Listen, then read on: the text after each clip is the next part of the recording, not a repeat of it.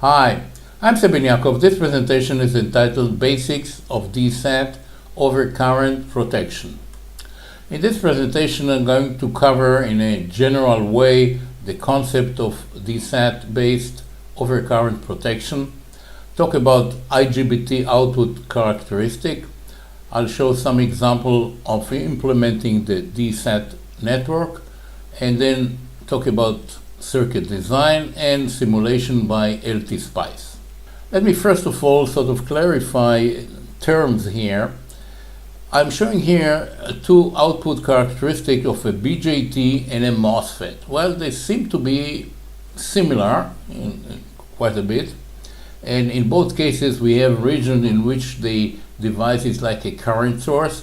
Here the parameter is the base current. Here we have the collector to emitter voltage, and this is the collector current. And here the parameter is the gate to source voltage, and here is the drain to source voltage, and this is the collector voltage. Now, the correct term of the different region is, for BJT, this region is called the active zone, okay? While this region is called the saturation. This is the terminology that is used for BJT. On the other hand, for the MOSFET, for reasons that I really have no clue why they are, this region is called saturation. Saturation meaning that the device is like a current source. The current doesn't go higher for a given gate to source voltage. And this region is called the ohmic region. Okay, so there's kind of a confusion here, because this is saturation here and this is saturation here. And what about IGBT? Well, IGBT somehow got stuck with this arrangement here, where here we call it saturation. And the Dset means that we are going to Dset, that is to remove the saturation caused by a high current. That is, the concept is that we have a high current, we are locked somewhere here to a high current, and we're going to remove this saturation, and this is the Dset. So this is the protection scheme that I'm going to talk about in this presentation. So let me show here a data sheet, or part of a data sheet of a IGBT. It's the Infineon IGBT. It's specified to ATM. Well, this is ATM, DC, etc., but just gives us the level of current of this device.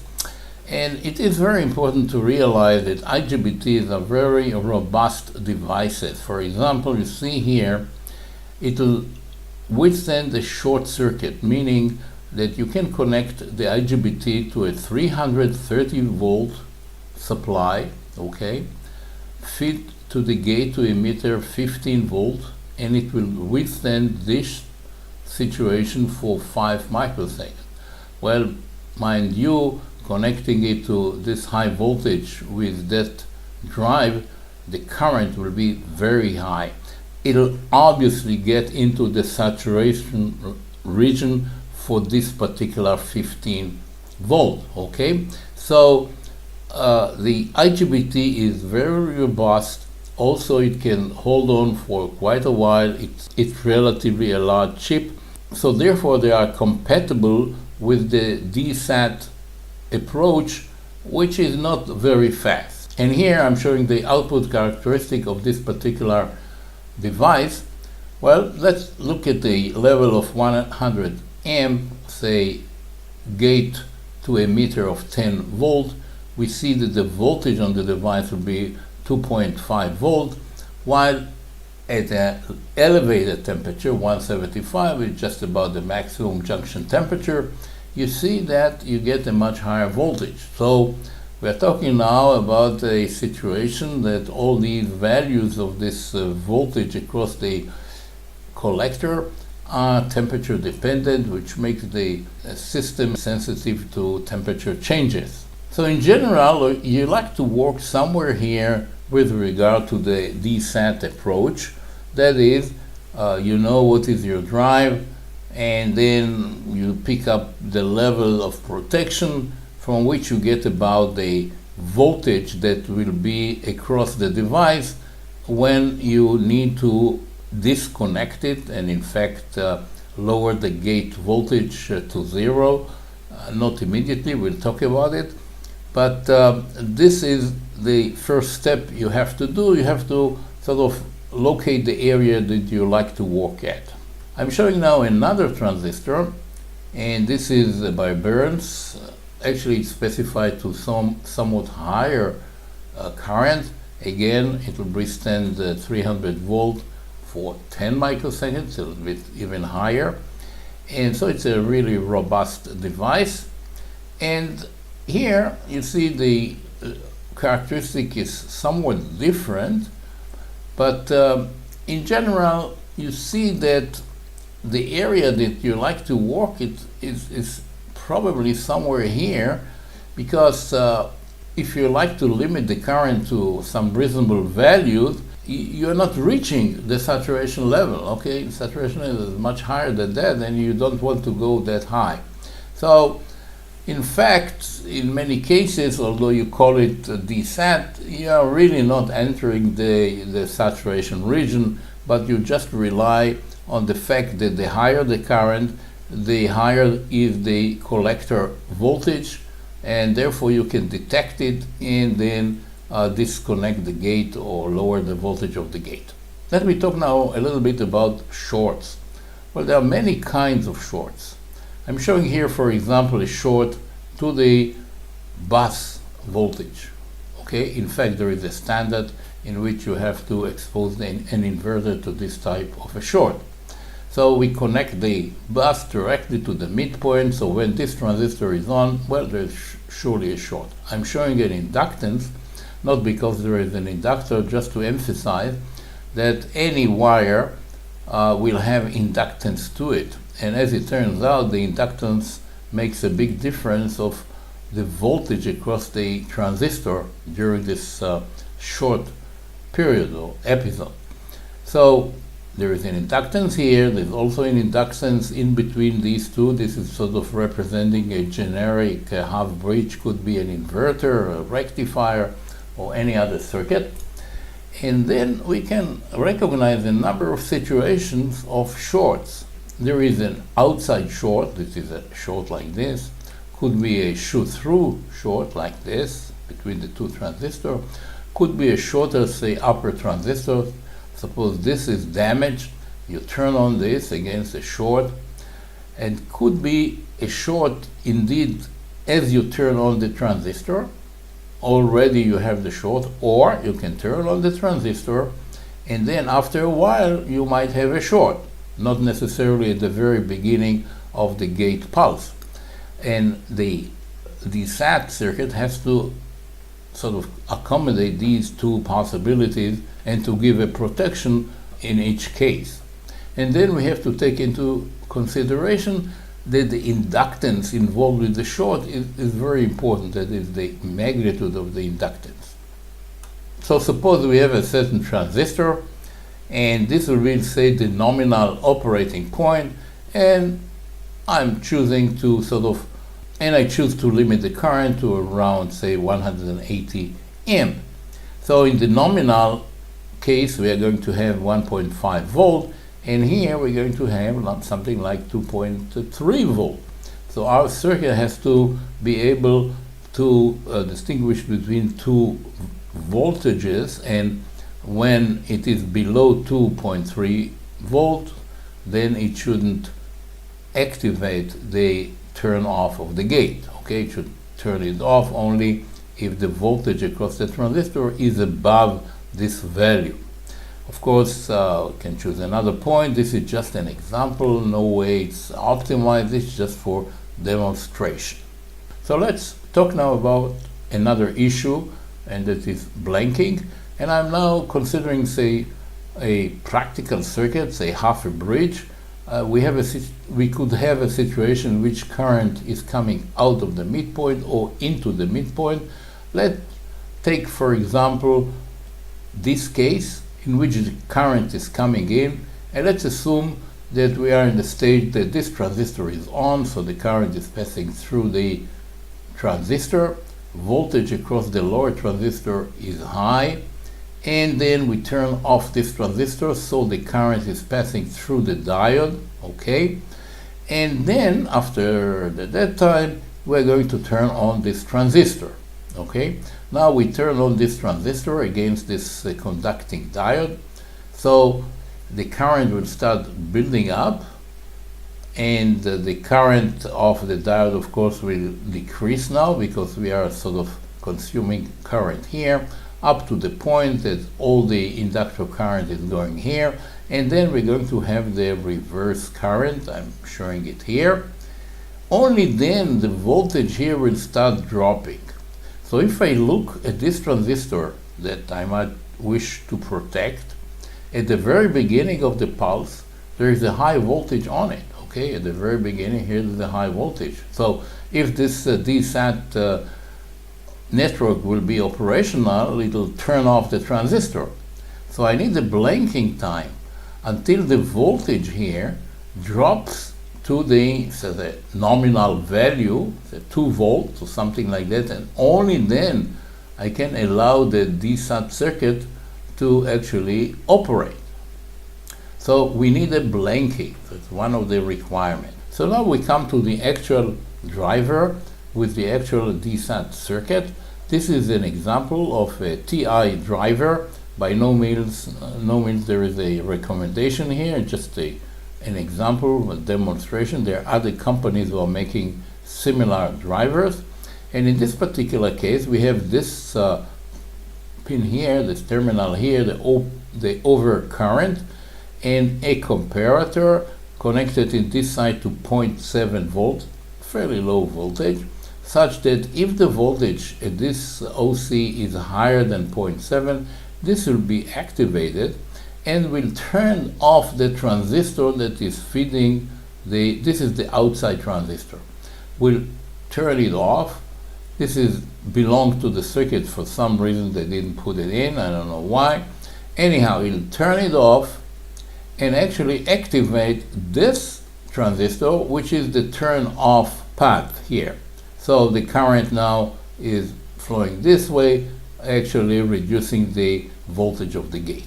Okay, so this circuit now, this network, is actually doing this function of the Dset by this diode, the network. This is the power supply, this is the sense point. Here is a filter capacitor, you might say. Actually, it's a timer also. And then there are some resistors. You don't have to use all of them. You can get by without this one. And I'm not going into the very fine details, just to explain in a general way what is this circuit all about. So let's understand how does it operate. At the very beginning, when the feed transistor, the on transistor, is off, then the capacitor is actually being discharged or shorted out by this fact here. Okay, this is prior to the gate turning on, this point here. At this point, the voltage across the outer transistor is high, so this is the starting point. Now I'm turning on the upper, I'm not showing it anymore, I'm turning on this upper transistor that is feeding here the gate. Okay, this short is released and the capacitor starts to charge. This is providing now the blanking, because as long as the voltage across the capacitor is low, then of course it will not reach the trigger point, which is 0.7. So this is actually now the blanking process. Meanwhile, the voltage across the transistor that we are protecting or wish to protect is starting to go down. It is going down while the voltage here is going up. This is the voltage here at the sense point. So eventually, the voltage here will go all the way to the nominal collector voltage, say 2 volts. The diode will be conducting, which also will contribute to a attenuation of this point, and this will level off at a given point, and it should be designed such a way that when the voltage across the MOSFET I'm protecting is the nominal one, it's OK voltage, it should be below 0.7. And if the current is high and the voltage goes up, it should cross the 0.7, and then this circuit will be activated.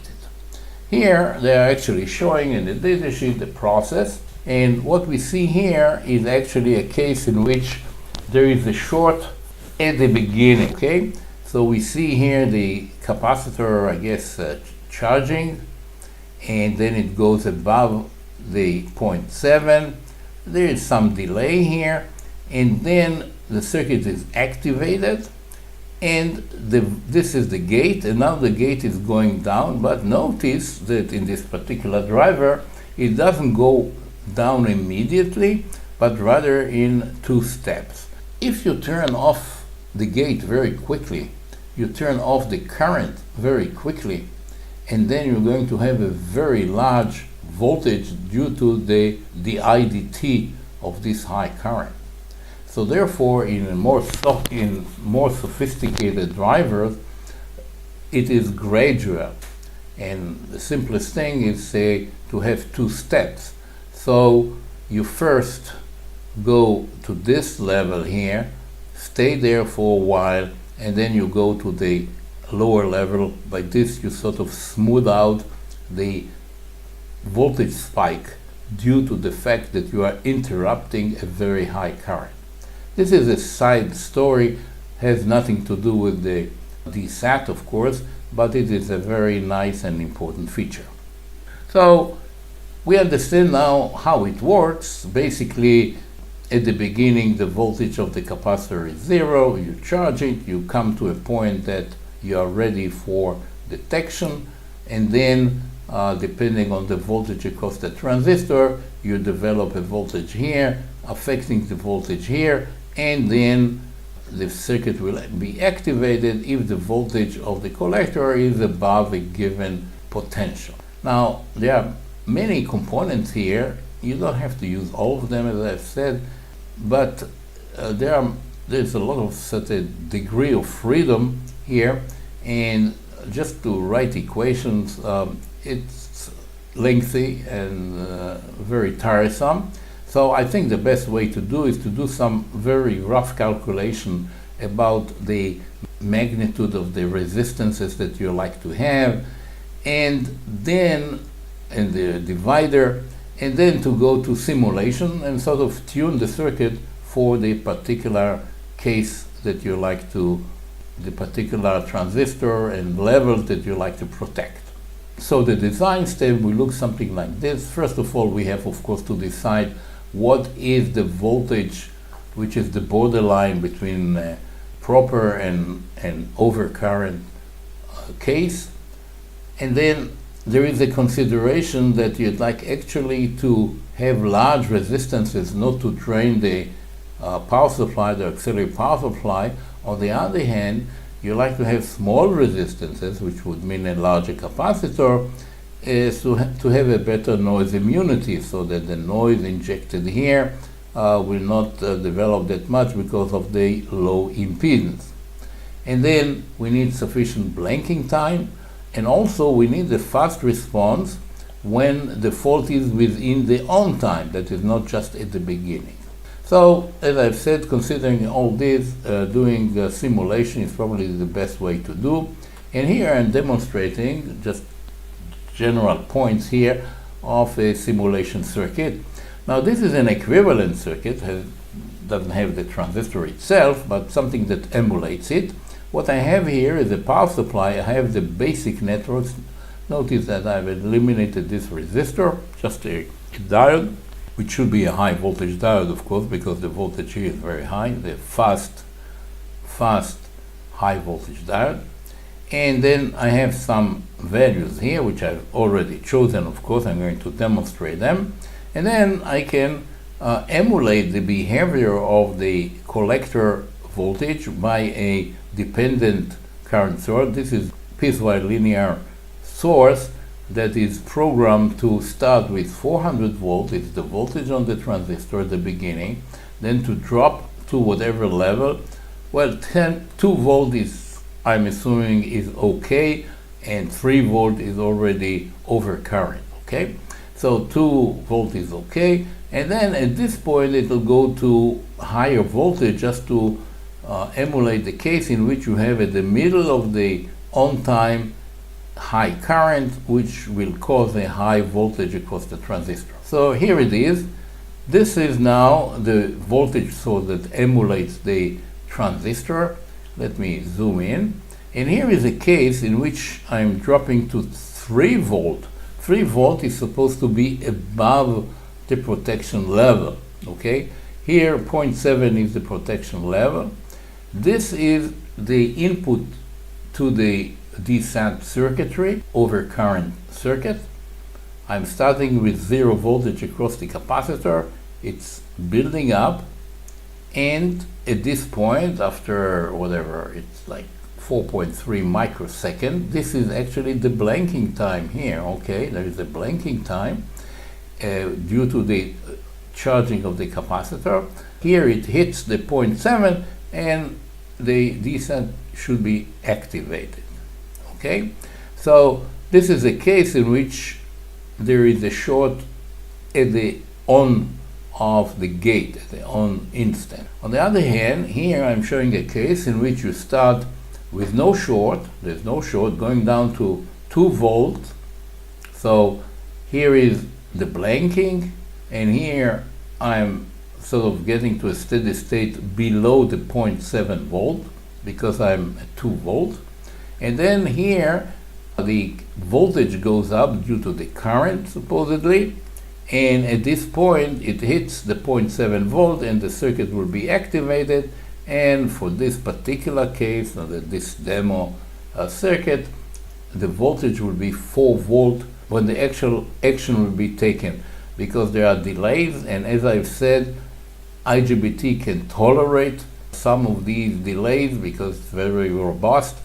Other transistors like gallium nitride may not be able to sustain this stress. So this brings me to the end of this presentation. I thank you very much for your attention. I hope you found it of interest and perhaps it will be useful to you in the future.